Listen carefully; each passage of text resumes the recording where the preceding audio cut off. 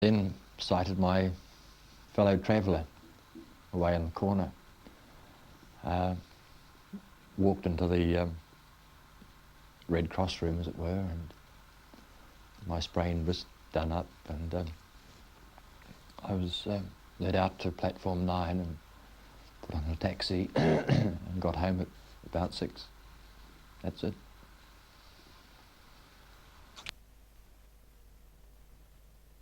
We have the names of all the survivors who have reported in, but some of them are duplicated 2 or 3 times. Yes, but do we know the exact number of survivors, apart from the name?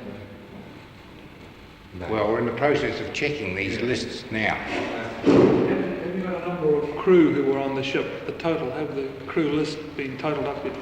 120, not quite finalised, but 120 in the vicinity of. 120. How could there be such imprecision about the numbers on the ship? Surely they must know the number of crew and the number of passengers before each sail, must they? Well, those who don't turn up or cancel at the last minute causes a great deal of confusion, or perhaps crew members who don't turn up at the last minute, or for some compassionate reason are unable to travel or work on the ship. I would account for this, and any large number who are going anywhere at any time. The age of the dead in the morgue, what are their ages generally speaking? They are all adults. This would mean then that in all probability quite a few children are missing and unaccounted for. We don't know.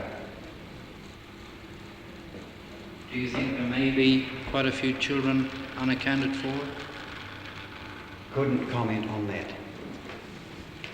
You have positively identified one of the dead, I understand. Is there any chance this name will be available for the next one? Can I notify tonight? I know of no positive identification, the way we term a positive identification. Some haven't been identified by papers in their possession, but we would not be in a position to release this unless we have at least notified the next of kin. Is there a chance that you will have by, say, midnight? There is a possibility. And what will be happening tonight in the search and etc.? Well, the search has been carried on along the coast from Eastbourne out towards Pencarrow, and also on the Fort Dorset side of the harbour. That will be going on all night and will be continuing tomorrow. Who's involved in this search? The police, a large number of police, and some members of the Federated Mountain Clubs are helping us.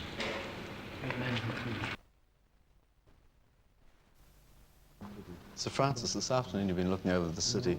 How bad is the damage? Well, I would say this, of course, that the first point about it was this: it took the city's mind off, shall we say, the storm damage and that. When you get a disaster such as this, everybody, of course, does go out to everybody's heart and mind does go out, of course, to the victims and to the people who are, of course, to the relatives of the victims. There has been a suggestion that the Civil Defence Corps could have been called in and might indeed have played a valuable part in the rescue operation. Why was the Defence Corps not called in? You mean as far as Wahine is concerned? Yes, as far as Well, now, I Wahine. cannot comment on that because this, of course, is a matter for Marine Department and for the Harbour Board. It would be completely wrong of me to start getting into this particular field. I would be leading very, very much with my chin if I started commenting on what was done, what should have been done, or how it should have been done in the case of the Wahine disaster. Well, it wasn't your position to call it in with regard to the Wahine? No, no. This is a matter outside the city boundaries, outside the scope of the city. Everything which the police and the Marine Department asked us to do, of course, was done and was done readily and efficiently.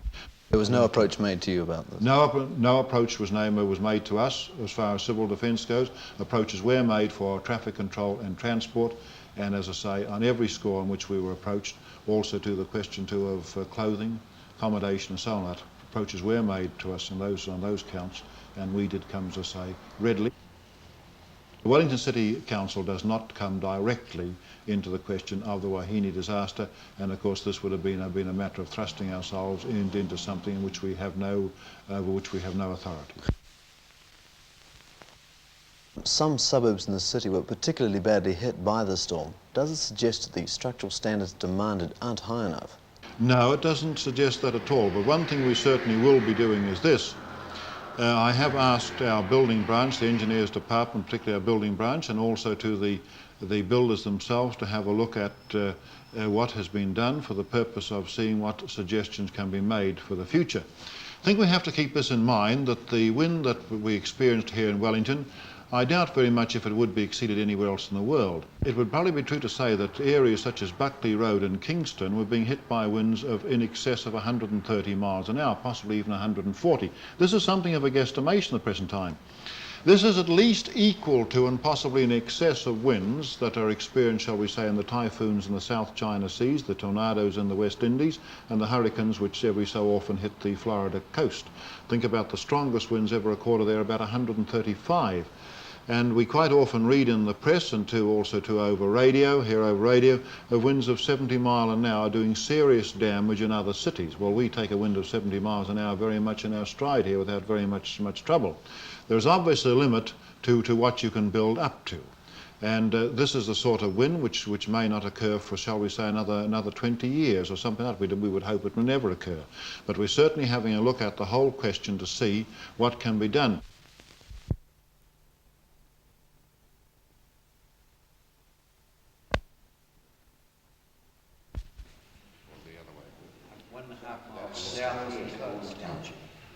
Whereabouts did they discover? When did they discover it? This morning. Oh, this morning. How was it? Was it spotted from the air or from? Well, we, as you know, we have land parties out all around the coast, work both ways. That is the Palliser Bay way and around the Terrawhiti. Now that makes the total bodies 47. There's been 36 identified, and there now remains 11 to be identified.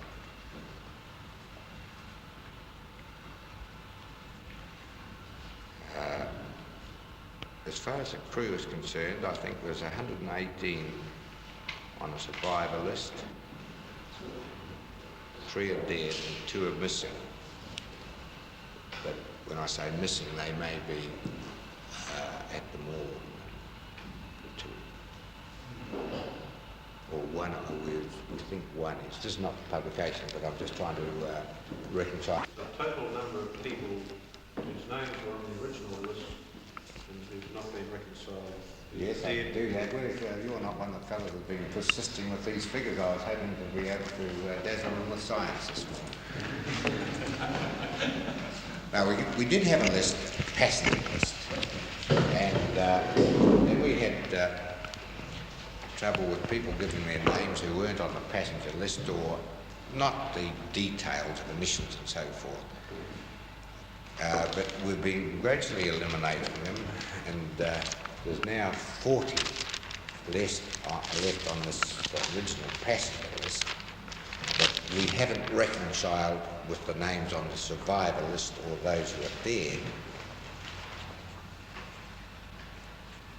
But I've mentioned that some of them may be on the survivors list. They may be amongst those dead who haven't been identified.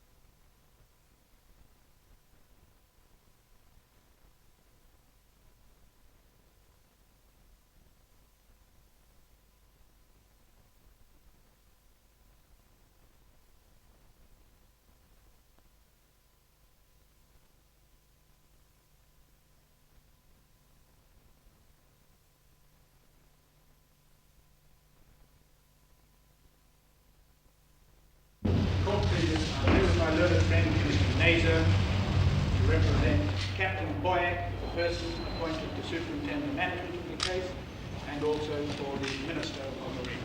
Thank you, Mr. McAllister, you appear. May it please the court, I appear with my learned friend Mr. Brooker. I represent the following parties, sir. I represent the captain, Captain Robertson, the chief officer, Mr. Luley, the chief engineer, Mr. Waring, the New Zealand Institute of Marine and Power Engineers, and the New Zealand Merchant Service Guild. Thank you. The Union Steamship Company of New Zealand. If the court pleases, I appear with Mr. Edgley for the Union Steamship Company. Thank you, Mr. Arndt, you... Yes, the court pleases, I appear for the New Zealand Seamen's Union and the Federated Cooks and Stewards Union of New Zealand. Thank you, Mr. Arndt. The Wellington Harbour Board. To please the inquiry, I appeal for the Wellington Harbour. For the Commissioner of Police. May it please the court, I appear for the Commissioner of Police. Thank you, Mr. Clerk. Now, I think that covers all the parties joined by the service of notices. Now, to made to Mr. O'Flynn, I think you are. Yes, if the court pleases, I seek leave to appear with my learned friend Mr. Stanford and my learned friend Mr. Curry for a group of survivors numbering 126 and for a group of next of kin of 6 victims of the disaster.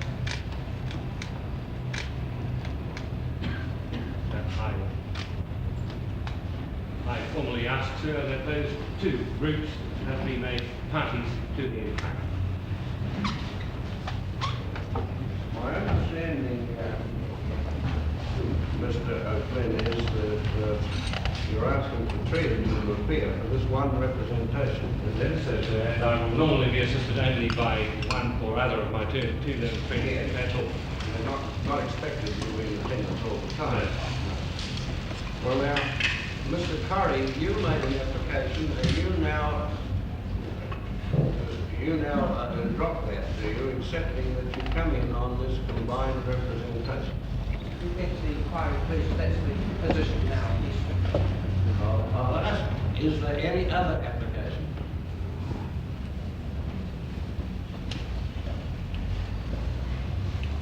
Mr. O'Flynn, I indicated yesterday that I thought these 2 things should be done. First, there should be here, at this stage, some named person or persons coupled with an undertaking that you will submit a full list, as soon as you can get it prepared and typed, of all the persons or parties represented by your group. Yes, does your wish want 2 names?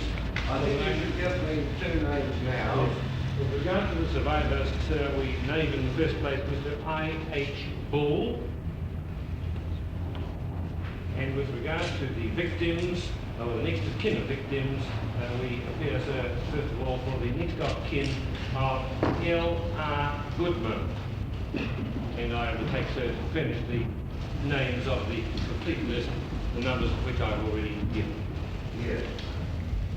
Very well, I'll accept that undertaking, Mr. O'Flynn, and I'll admit those persons to be represented as in one representation by the council, you leave, and I will make these persons parties to the inquiry. Rise after completing these introductory matters. Yesterday in Chambers it was acknowledged by all the parties served that they had been properly joined as parties to the inquiry. I think we covered them all, Mr. Savage, yesterday. Yes, sir, I understand that all those served parties acknowledged that they had been properly served according to the and are now parties to the inquiry. Well, unless I just mention it here in open court, Mr. Savage, and I take it that that is the position in respect of all parties served with notice of investigation in accordance with what I was told in chambers yesterday. Does anybody demur at that? Thank you, gentlemen. Very well. Now, the court will retire for a few minutes and then return and proceed with the inquiry.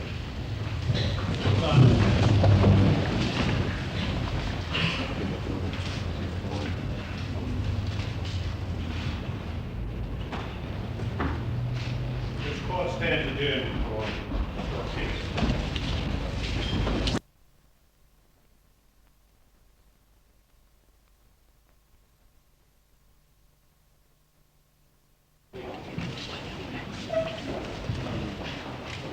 Inquiry into shipwreck casualty PV wahine is now in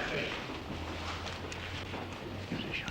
The Honourable Minister of Marine, pursuant to Section 325 of the Shipping and Seamen Act, ordered that a formal investigation be held into the matter of the casualty involving wahine. Official number 317814 of Wellington Registry, which occurred on the 10th of April 1968 in Wellington Harbour. By warrant of the same date, and with the approval of the Honourable Minister of Justice, the Honourable Minister of Marine appointed me to be a court in terms of Section 325, subsection 2 of the Act, to hold that formal investigation. In carrying out my duties, I am to have the assistance of 4 assessors or advisors, each of whom will provide me with expert guidance on such matters as come within the scope of each assessor's particular professional skill and experience. 2, Captains Hopkins and King, who sit on either side of me, will advise me on such matters as involve seamanship, ship handling. A naval architect will advise me on matters within his particular sphere, while Mr. Wall, on my left at the end of the bench, will advise me in the engineering field. The Honourable the Minister of Marine has further appointed Captain E.G. Boyack of Wellington, in the words of the Act, to be the person to superintend the management of the inquiry. Various persons have been served with notice of investigation in terms of Rule 6 of the Shipping Casualty Rules, 1937, and they therefore are now deemed to be parties to these proceedings.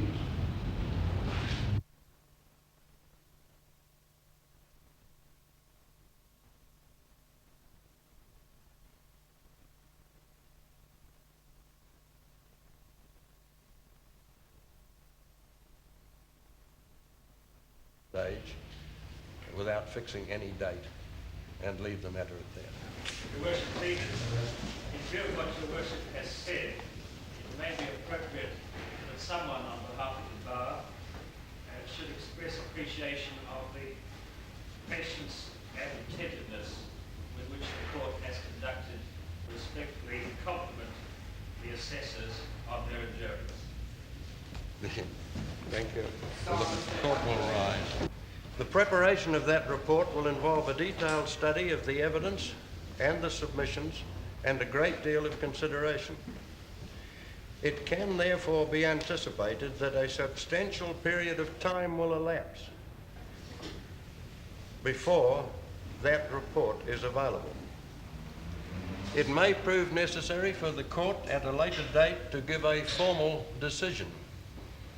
But if so, that will not call for a further sitting of the court. Before the court rises, there are one or two matters to which I wish to refer. I think it is advisable for me from this bench to reinforce what Mr. Savage said several times regarding the nature of what have been called charges levelled in these proceedings. Let me say at once that that word has nothing whatsoever to do with the sort of charges that are laid in criminal courts. This is not a criminal court or a quasi-criminal court. The court should, however, give in open court and with as little delay as possible the finding referred to in subsection 13 of section 325 of the Shipping and Seamen Act 1952, namely a decision as to the cancelling or suspension of the certificate of any officer who is a party to this inquiry and in respect of whom allegations have been made. I'll take this opportunity of thanking the people from one end of New Zealand to the other who have written those letters of sympathy and understanding to my wife and myself, because I feel that I will not be able to get round to it. And I would pay a tribute here to my greatest source of strength. What's that? My wife,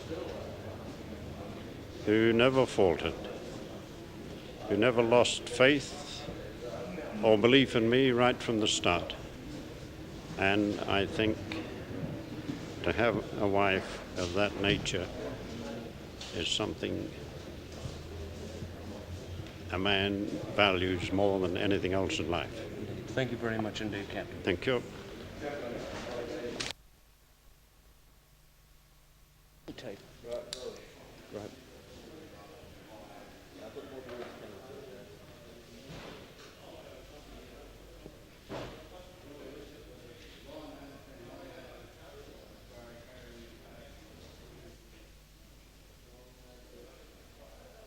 Right, that'll do.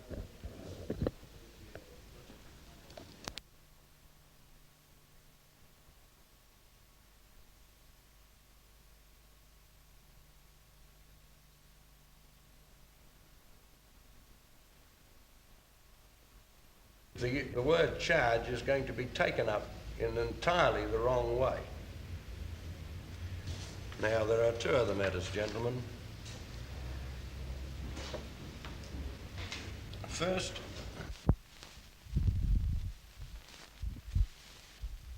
on this question, I have a clear view, and all my assessors concur in that view.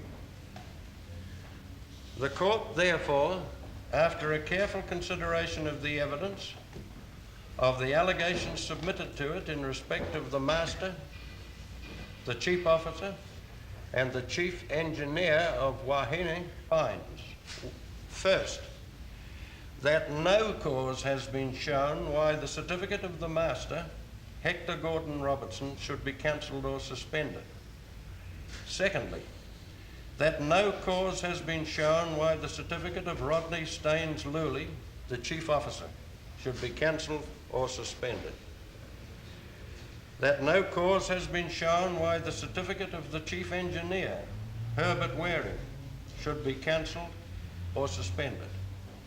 The court accordingly makes no order in respect of these certificates.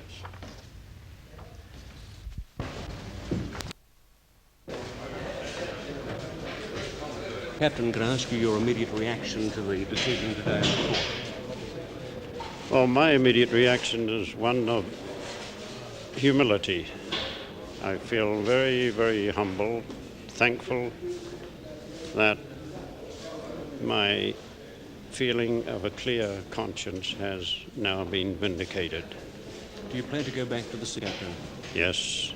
And what's your immediate plans now? Well, right now I am due for holidays, 9 weeks, I think.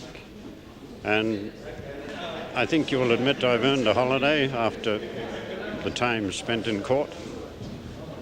Captain, you spent almost 40 years at sea. How did you feel during the inquiry? Did you feel at any time that things mightn't go as well as they did? At times I did, at times I didn't.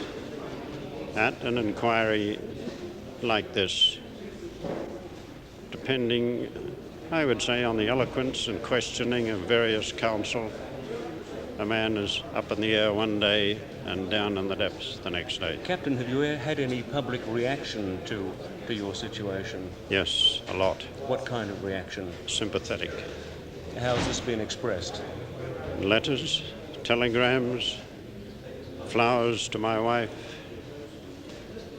thousands of letters, which I shall never be able to answer,